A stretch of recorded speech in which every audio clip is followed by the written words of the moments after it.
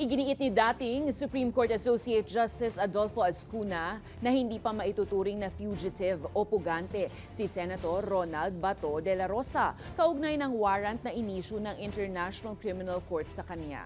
Ayon kay Ascuna, tanging ang Korte Suprema lang ang makapagpapasya kung maituturing ng pugante si de la Rosa at kung obligado ba ang pamahalaan na arestuhin at isuko siya sa ICC. Dagdag pa ng dating kasamang mahistrado, nananatili pa ring may epekto ang mga kasong nasa ilalim ng ICC kahit umatras na ang Pilipinas sa Rome Statute dahil saklaw pa ito ng transitional provisions ng kasunduan.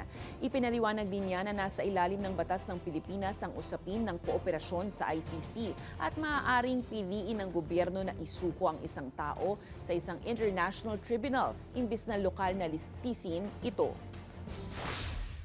The nature of our cooperation is governed also by our own law that provides that when an international body or tribunal is investigating the matter, the Philippines may, instead of investigating or arresting a person under the statute, may elect to surrender such person to the tribunal pursuant to a treaty. Sa tingin ko yan po ay applicable, but it says may.